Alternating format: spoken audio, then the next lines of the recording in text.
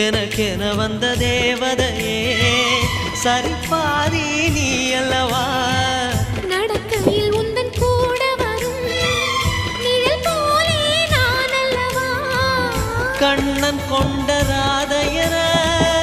ராமன் கொண்ட சீதையர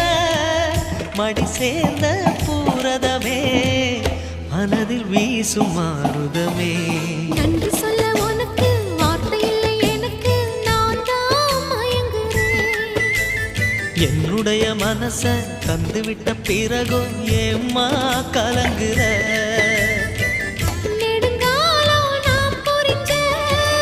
தவத்தாலே நீ கிடைச்ச திருக்கோயில்